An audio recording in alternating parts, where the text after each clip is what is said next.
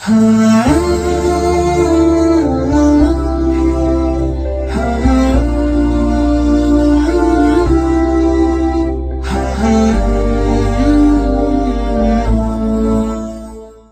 باللہ من الشیطان الرجیم، بسم اللہ الرحمن الرحیم، استغفراللہ ربی و اتوب الیہ۔ ناظرین محترم، میں آپ کے سامنے مسلسل روحانی بیماریوں کا قرآنی علاج اس عنوان سے گفتگو کر رہا ہوں۔ آج جس موضوع پہ گفتگو کرنی ہے وہ ہے چوری۔ چوری بہت زیادہ ہمارے معاشرے میں عام ہے۔ لوگ بہت سی چیزوں کو چوری نہیں سمجھتے۔ چوری بہت طرح کی ہوتی ہے، زمین کی چوری، مال کی چوری، کسی کی عزت آبرو کی بھی چوری ہو سکتی ہے، اور بعض اوقات کسی کے مطالب کی بھی چوری ہو سکتی ہے۔ کسی نے اچھی بات کہی، میں اپنے نام سے اسے ذکر کر دوں، اور آج کل یہ شعراء میں بہت زیادہ پایا جاتا ہے کہ دوسرے کے شعر کا مفہوم اپنے شعر میں ڈھال کر اس کے بعد کہتے ہیں یہ میرا مفہوم ایجاد کیا ہوا ہے۔ یہ بھی چوری ہے۔ اور کتنا بہتر ہوتا کہ ایک شاعر یہ کہہ دیتا کہ یہ مفہوم میں فلاں بڑے شاعر کے فلاں شعر سے لے رہا ہوں، تو اس میں اور اعتماد اور بھروسہ بڑھ جاتا، اور اس میں خود بخود وزن بھی بڑھ جاتا۔ مگر چوری کرنے والے لوگ اپنے آپ کو بڑا دکھانے کے لیے پھر وہ کسی کا نام نہیں لیتے، وہ پھر کسی کا تذکرہ تک نہیں کرتے۔ اسی لیے چوری کی سزا بھی اسلام میں موجود ہے۔ انگلیاں مراد انگلیاں کاٹ دی جائیں۔ اور اس میں بہت اہم چیز وہ ہے کہ یہ تو اگر کوئی کسی کا مال چوری کر رہا ہے تو اس کے لیے حکم موجود ہے، مگر کوئی کسی کے آبرو، کوئی کسی کا رتبہ یہ چوری کرے تو اس کے لیے حکم کیا ہوگا، یہ سوچنے کا مقام ہے۔ چوری کرنے والے، ایک یہ ہے کہ خود کسی کی زمین چوری کی جا رہی ہے، اور ایک یہ ہے قوم کی سرمایے کی چوری کی جا رہی ہے۔ بہت سے لوگ ایسے ہیں جو متولی ہیں، وقف کے چیئرمین ہیں، یہ پورے قوم کی سمپتی، اس کی چوری اگر کوئی کرے یہ آسان نہیں ہے۔ بہت سے ادارے ایسے ہیں جو کئی غریبوں کی مدد کے لیے چلائے جانے چاہیے، مگر پتہ چلا کہ وہ اپنے لوگوں سے بھر دیا گیا، اس کی بخشش نہیں ہے۔ اس لیے کہ دوسروں کے مال کی چوری کرنا یہ برداشت نہیں ہے خدا کو۔ چوری یعنی مخصوص انداز سے اپنے لیے کچھ چیزوں کو اٹھا لینا۔ مگر چور کی عادت یہ ہوتی ہے کہ چور پہلے دن صرف چوری کرتے وقت ڈرتا ہے کہ میں کہاں سے جاؤں، کہیں میرا نام نہ آ جائے، میں بدنام نہ ہو جاؤں، لوگ مجھے دیکھ نہ لیں۔ مگر معلوم ہے جب چوری کی عادت ہو جاتی ہے تو پھر دوسری مرتبہ بہت تجربے سے جاتا ہے، ارے میں ایسے جاؤں گا ایسے۔ چور کو اگر روکنا ہے تو پہلے ہی دن روک دیا جائے تاکہ پھر وہ عادی نہ ہو سکے۔ اور جو لوگ بیت المال، اللہ کا حق، رسول کا حق، امام کا حق، خمس، صدقہ، خیرات، الگ الگ ادارے، الگ الگ جو انجمنیں، یہ جو کام کر رہے ہیں، ان کے پاس بھی ذمہ داریاں ہیں۔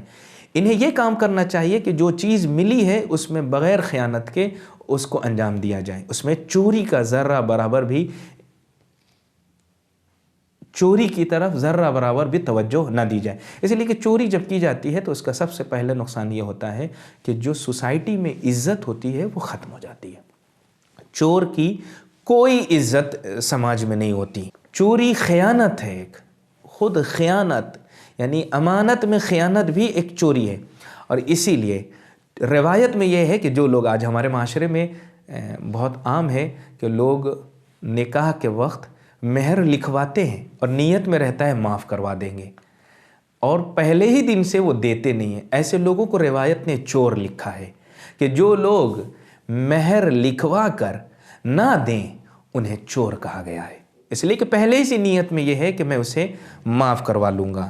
خیانت کی بنیاد پر انسان چوری کرتا ہے، ظلم کی بنیاد پر انسان چوری کرتا ہے، فساد کی بنیاد پر انسان چوری کرتا ہے، گناہ سے ملوث ہونے کی بنیاد پر انسان چوری کی طرف بڑھتا ہے۔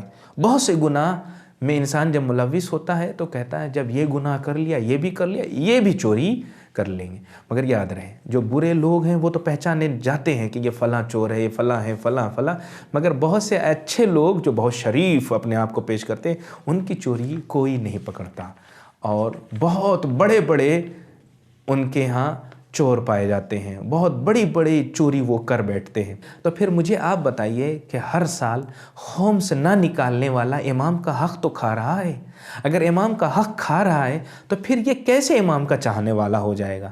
کیا اس پہ لعنت نہیں ہوگی؟ اس پہ بھی لعنت ہے، اللہ کی لعنت ہے چوری کرنے والے پر۔ چوری کرنے والا ذلیل و رسوا ہوتا ہے، اس کی سماج میں کوئی عزت نہیں ہوتی، چور کا کوئی مقام و مرتبہ نہیں ہوتا۔ اور سب سے بڑی چوری قوم کے ساتھ خیانت۔ قوم نے کسی کو ایک مقام پر پہنچایا اس امید سے کہ یہ قوم کے مسائل کو حل کرے، اور وہیں پہ جا کر اس نے اپنے صرف مسئلے کو حل کیا، اپنی مالی مشکلات کو دور کیا، جتنے بھی پیسے آئے بس اپنے پاس آیا، یتیموں کے نام پر خود رکھ لیا، آیا بیوہ کی مدد کے نام کے لیے خود رکھ لیا۔ ایسے چور کی بخشش نہیں ہے، ایسے چور کو پھر سزا بھی سخت دی جائے گی۔ چوری کرنے والا کبھی بھی اپنے آپ کو گناہ سے بچا نہیں سکتا۔ اب چوری سے بچنے کا راستہ کیا ہے؟ چوری سے بچنے کا راستہ یہ ہے کہ پہلے ہمیں اس بات پہ غور و فکر کرنا چاہیے کہ جب اللہ نے معیار رکھا ہے ان اکرمکم عند اللہ اتقاکم، وہ تقوی ہی کی بنیاد پر انسان اللہ کی نظر میں مکرم ہوگا، تو تقوی انسان کو اجازت ہی نہیں دے گا کہ وہ کسی دوسرے کے مال پہ نظر رکھے۔ جو ملا ہے اس پہ راضی رہے، جو اللہ نے دیا ہے حسبی اللہ، جو اللہ نے دیا ہے بس اسی پہ وہ خوش رہے۔ عباد اللہ کافن، اللہ کیا کافی نہیں ہے؟ الیس اللہ بعبدہ، کیا اللہ اپنے بندے کے لیے کافی نہیں ہے؟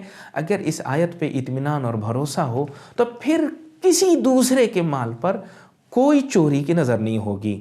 اور یاد رہے، اگر کبھی ہمیں قوم کا ذمہ دار بنایا گیا یا قوم کی پونجی اگر ہمارے ہاتھ میں آئی، یقین جانیے اگر جو امام کے مال ہے، جو امام کا سرمایہ ہے، جو آج وقف کے نام پر ہے یا الگ الگ جگہوں پر جو لوگوں نے وقف کیا ہے، یا جو اچھی عمارتیں بنائی ہیں، اچھے ادارے، اگر اسے صحیح طریقے سے انجام دیا جانے لگے، یقین جانیے ہمارے یہاں فخر بھی، ہمارے یہاں غربت ختم ہو جائے گی، ہمارے یہاں تعلیمی نظام بہت اچھا ہو جائے گا، ہمارے یہاں شفا کے لیے اچھے اچھے ہاسپٹل بھی نظر آئیں گے۔ کب؟ جب ہم قوم کے لیے کچھ کرنا چاہیں، اور کچھ اپنی جیب سے کرنا نہیں ہے، جو اللہ و رسول کا ہے صرف اسے صحیح راستے پر لگا دیا جائے، جو اللہ اور رسول کی طرف سے ہمیں ملا ہے اسے صحیح راستے میں استعمال کیا جائے، پھر ہمارے پاس اچھا تعلیمی ادارہ بھی ہوگا، اچھا تعلیمی نصاب بھی ہوگا، ہمارے پاس اچھی نوکریاں بھی ہوں گی، اچھے اچھے لوگوں کے لیے اچھے اچھے کام بھی ہوں گے، اور پھر معاشرہ بہت اچھا نظر آئے گا۔ پھر جب دوسروں کے حق پہ نظر نہیں ہوگی، پھر صرف انسان اپنے آپ پر نظر رکھے گا۔ جب ہم باہر نکلتے ہیں، روڈ پہ چلتے ہیں، جب ہم دوسرا جہاں چل رہا ہے اگر اسی جگہ پہ چلنے کی کوشش کریں گے تو ہمیشہ ٹکرائیں گے، اس لیے کہ ایک جگہ پہ جہاں انسان کھڑا ہے وہاں میں کھڑا نہیں ہو سکتا، یا تو میں اسے گراؤں گا، اسے دھکا دوں گا، اسے مار دوں گا، اسے تماچے لگاؤں گا، تب اس کے جگہ پہ پہنچوں گا۔ کتنا اچھا ہے کہ جس راستے پہ وہ جا رہا ہے وہی سیدھا راستہ، مگر اس سے تھوڑا سا ہٹ کر میں ایک راستے پہ چل رہا ہوں اور سب ایک جگہ پہنچ رہے ہیں، سب کا راستہ ایک ہی نکل رہا ہے۔ جب سب ایک راستے پہ چل رہے ہیں، کوئی کسی کے راستے کو چھین نہیں رہا ہے، سارے لوگ اپنے راستے کو طے کر رہے ہیں، سب اپنی منزل تک پہنچ رہے ہیں، اسی طرح اگر ہم اپنی زندگی میں جو اللہ نے ہمیں دیا ہے اسی پہ راضی رہیں، اسی میں اللہ کی عبادت کریں، اسی پہ خوش رہیں، تو پھر دوسروں کے مال پہ نظر نہیں ہوگی، اور جب دوسروں کے مال پہ نظر نہیں ہوگی تو پھر ہم چوری جیسی بیماری سے ہمیشہ کے لیے دور ہو جائیں گے۔ اور ایک آدمی کا مال لوٹنا الگ بات ہے، مگر پوری قوم کا مال لوٹنا، پورے قوم کا سرمایہ برباد کرنا، ایسے انسان کی بخشش نہیں ہے۔ آخر میں خدا سے دعا، خدایا ہمیں اس سے چوری جیسی روحانی بیماری سے ہم سب کو محفوظ رکھ، آمین یا رب العالمین۔